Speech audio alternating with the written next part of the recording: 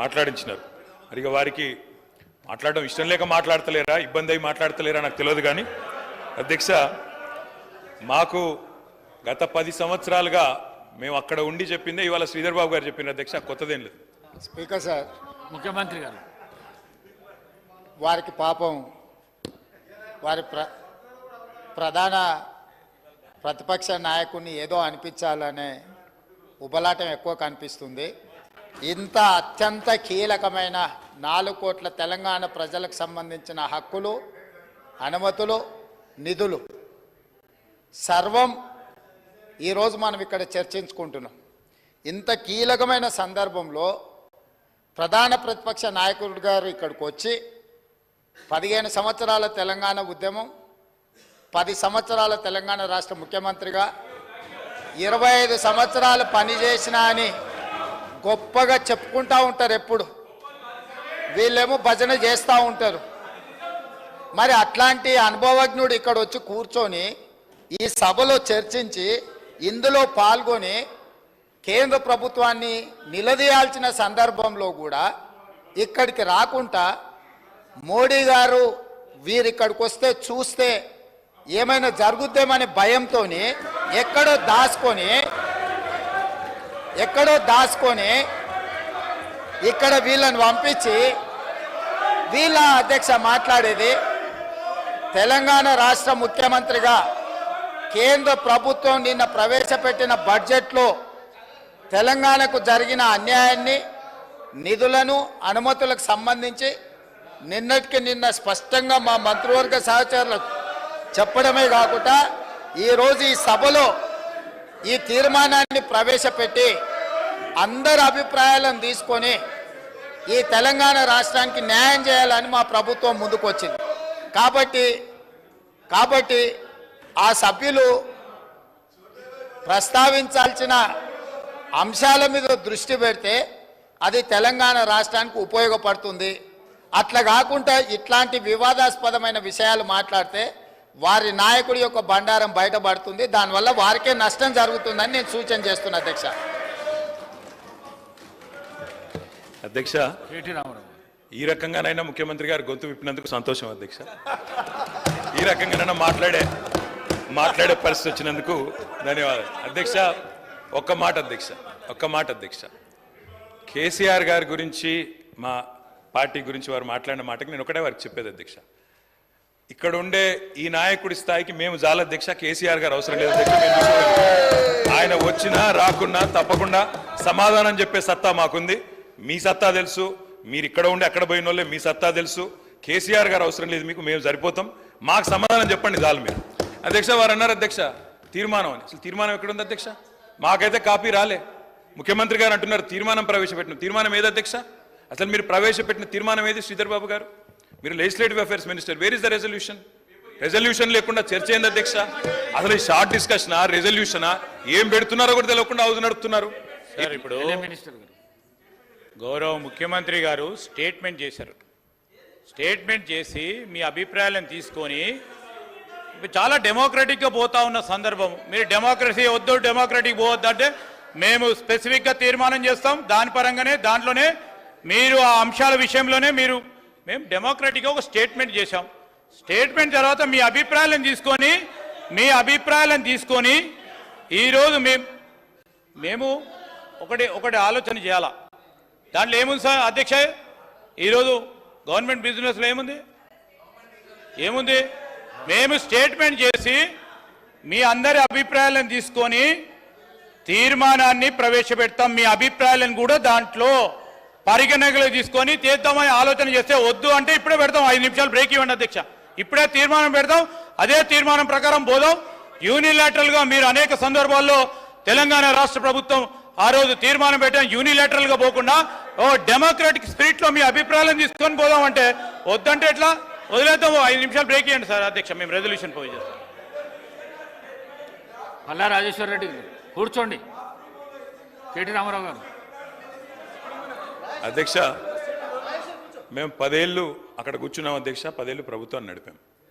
ఒక స్టేట్మెంట్ కానీ ఒక రెజల్యూషన్ కానీ ప్రవేశపెట్టినప్పుడు ముందుగా సాంప్రదాయం ఏంటంటే అధ్యక్ష, అసలు ప్రభుత్వం ఏం చెప్పదలుచుకున్నది, ఏ అంశం మీద చర్చ చేయదలుచుకున్నది ముందు దాని ప్రతులు అందరికీ పంచాలి. అధ్యక్ష కొద్దిగా హౌస్ని ఆర్డర్లో పెట్టండి అధ్యక్ష. నేను మీ మంచి కోసమే చెప్తున్నా, ప్రభుత్వం ఎట్లా నడపాలో చెప్తున్నా. నేనేమంటున్నా అంటే అధ్యక్ష, వారు ముఖ్యమంత్రి గారు వారు గతంలో మంత్రిగా పనిచేయలేదు, వారికి సభా వ్యవహారాల అనుభవం లేకపోవచ్చు. శాసనసభ వ్యవహారాల మంత్రి గారు సీనియరు, గతంలో కూడా లెజిస్లేటివ్ అఫైర్స్ నిర్వహించారు. నేను మీతో కోరేది ఒకటే, ఈరోజు వదిలేయండి, సరే ఈరోజు వదిలేయండి, చర్చలో పాల్గొంటాం, బ్రహ్మాండంగా చెప్తాం. కానీ రేపు ప్రజలకైనా ప్రజలకు కూడా తప్పుడు సంకేతాలు పోవద్దు అధ్యక్ష. మేము చెప్పేది ఏమంటే ఇట్లాంటి ముఖ్యమైన అంశంలో నేను సిన్సియర్గా చెప్తా ఉన్నా, రేవంత్ రెడ్డి గారు సిన్సియర్గా చెప్తా ఉన్నా, శ్రీధర్ బాబు గారు, మా పార్టీ తరఫున మీరు ఈరోజు ఏదైతే ఇప్పుడు ఓపెనింగ్ స్టేట్మెంట్ మీరు ఇచ్చారో, మీరు లిఖితపూర్వకంగా ఇవ్వలేదు, వర్బల్గా ఇచ్చారు, we welcome it. 100% we stand by you, we support you. ఈ విషయంలో అనుమానం లేదు అధ్యక్ష. ముఖ్యమంత్రి గారు సార్, సభను తప్పుదోవ పట్టించడానికి వాళ్ళ కుటుంబం అంతా సభను తప్పుదోవ పట్టించే పని మీదనే ఉన్నట్టున్నారు అధ్యక్ష.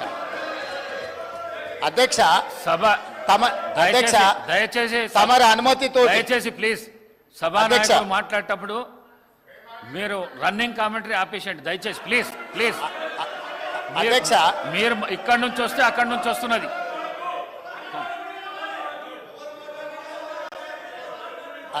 అధ్యక్ష, నేను వారు మేనేజ్మెంట్ కోర్ట్ అని అనుకున్నా కానీ యాబ్సెంట్ ల్యాండ్ లార్డ్ కానీ కూడా ఇప్పుడు అర్థమవుతుంది అధ్యక్ష. అధ్యక్ష, ఇనీషియల్గా నేను మీ అనుమతితో కేంద్ర ప్రభుత్వం 2024-2025 ఆర్థిక సంవత్సరానికి ప్రతిపాదించిన బడ్జెట్లో తెలంగాణ రాష్ట్రానికి కేటాయించాల్సిన నిధులు, ఇవ్వవలసిన అనుమతుల విషయంలో చూపించిన వివక్షపై సభలో చర్చకు అనుమతించవలసిందిగా కోరుతున్నాను అని స్పష్టంగా చర్చ కోసం నేను అనుమతి అడిగిన. వారు తీర్మానం ప్రవేశపెట్టినరు, తీర్మానం మాకు ఇవ్వలేదు. ఏంది అధ్యక్ష, ఎవరిని తప్పుదోవ పట్టిస్తున్నాడు అధ్యక్ష? ఇప్పుడు సమయానికి రాడు, ఆలస్యంగా వస్తాడు, వచ్చిన తర్వాత అవగాహన రాహిత్యంతో మొత్తం చర్చను, ఇంత సీరియస్ ఇష్యూ రాష్ట్రానికి జరుగుతున్న అన్యాయం మీద గంభీరంగా సభలో చర్చ జరుగుతుంటే అవగాహన రాహిత్యంతో అనవసరమైన వివాదాలను కెలికి తీసి ఈరోజు మాట్లాడే ప్రయత్నం చేస్తుండే ఆ సభ్యుడు. మళ్ళొక్కసారి స్పష్టంగా ఒకవేళ వారికి ఒకవేళ కాగితం లేకపోతే కాగితం పంపిస్తా. నేను మొదట చర్చ చేయండి అని చెప్తున్నాం. మీ అభిప్రాయాలు తీసుకోవడానికే చర్చ పెట్టినాం. మీ అభిప్రాయం ఏంది? మొన్న ఢిల్లీకి పోయి చీకట్లో మాట్లాడుకొచ్చుకున్నదే మీ అభిప్రాయమా? సభలో ఇంకేమైనా వేరే అభిప్రాయం ఉందా? మీరు ఏం చెప్తారో చెప్పడానికి మీకు అనుమతి ఇచ్చినాం. అది చెప్పకుండా వివాదాలు చేసి ఏదో ఒకటి మాట్లాడితే మీరు సభలో నుంచి బయటికి పంపిస్తే అబ్బా బతుకురా జీవుడా అని తప్పించుకొని పారిపోదామని ఇట్లాంటి ప్రయత్నాలు చేస్తున్నారు అధ్యక్ష. కానీ బయటికి పంపొద్దు అధ్యక్ష, నించోబెట్టుండ్రి, వాళ్ళ అభిప్రాయం కనుక్కోండి, వాళ్ళు స్పష్టంగా చెప్పాల్సిందే. తెలంగాణ ప్రజల ముందల వాళ్ళని నించోబెట్టుండే అధ్యక్ష. చీకటి ఒప్పందాలతోని తెలంగాణకు అన్యాయం జరుగుతుంటే సభలో ఇంత ప్రధానమైన అంశం మీద చర్చ జరుగుతున్నప్పుడు ఇది తీర్మానమా, ఇది చర్చనా? స్పష్టంగా చర్చ అని నేను చెప్పిన అధ్యక్ష. కావాలంటే మీరు రికార్డులు తిరిగేసుకోండి, చర్చలో పాల్గొనండి. చర్చలో పాల్గొన్న తర్వాత ప్రభుత్వం వైపు నుంచి తీర్మానం ప్రవేశపెట్టాలని ఒకవేళ ప్రభుత్వం అనుకుంటే మీరందరూ సూచన చేస్తే ఈ చర్చను మీరు తీర్మానం కింద ఒకవేళ మలుద్దామా, మీరు యువర్ ఎట్ యువర్ ఫ్రీడమ్, మీరు సజెషన్ ఇవ్వండి. గవర్నమెంట్ ఓపెన్ మైండ్తో ఉంది, మీరు ఏమైనా సజెషన్ ఇస్తే తీసుకోవడానికి. అంతే తప్ప ఆయన మంత్రి చేయలే, ఈయన మా నాయన నాకేమో ఇట్లా ఉచితంగా కుర్చీలు ఇచ్చి చదువు రాకపోయినా తీసుకొచ్చి మంత్రులను చేయలే. మా నాయన చదువు రాకపోయినా సంధ్య లేకపోయినా మాకు మంత్రులను చేసి ఇంట్లో కూసబెట్టలే. మేము కష్టపడి కింద నుంచి జిల్లా పరిషత్లో పనిచేసినాం, శాసన మండలిలో పనిచేసినాం, శాసనసభ్యుడిగా పనిచేసినాం, పార్లమెంటు సభ్యుడిగా పనిచేసినాం, ఈరోజు ముఖ్యమంత్రిగా పనిచేస్తున్నాం అధ్యక్ష. ఇదంతా స్వయం కృషితోని కష్టపడి తెలుసుకొని అవగాహన కల్పించుకొని సభలకు వచ్చినాం అధ్యక్ష. అయ్య పేరు తాత పేరు చెప్పుకొని ఇందులోకి రాలేదు. కాబట్టి దయచేసి వివాదాల వైపు చర్చ వద్దు. మీరు ఈ చర్చలో పాల్గొనండి, ఈ చర్చలో పాల్గొని మీ అభిప్రాయం చెప్పండి.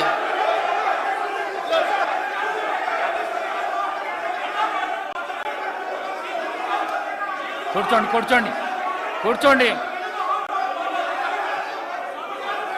కౌశిక్ రెడ్డి గారు కూర్చోండి.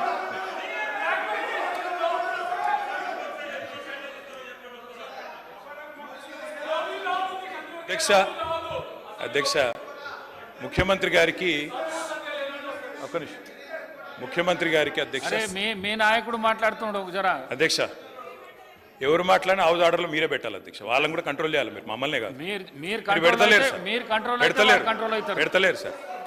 అధ్యక్ష ముఖ్యమంత్రి గారికి సహనము సంయమనము ఓపిక ఉండాలి అధ్యక్ష. మాటి మాటికి ఓపిక కోల్పోయి ఈ రన్నింగ్ కామెంటరీ అవసరం అధ్యక్ష.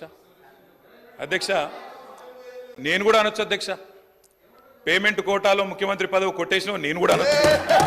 మాట్లాడడం మేము కూడా మాట్లాడతాం. అయ్యల పేర్లు చెప్పి పదవులు అంటే రాహుల్ గాంధీని అంటుండా, రాజీవ్ గాంధీని అంటుండా నాకు తెలియదు అధ్యక్ష. ఎవరిని అంటుండ అధ్యక్ష? ఆయన ఎవరి గురించి మాట్లాడుతున్నాడు? ఇప్పుడు మినిస్టర్ గారు చాలా నేను గౌరవ సీనియర్ శాసనసభ్యులు ప్రభుత్వంలో అనేక సంవత్సరాలు పనిచేసిన కేటీఆర్ గారిని కోరుతా ఉన్నాం.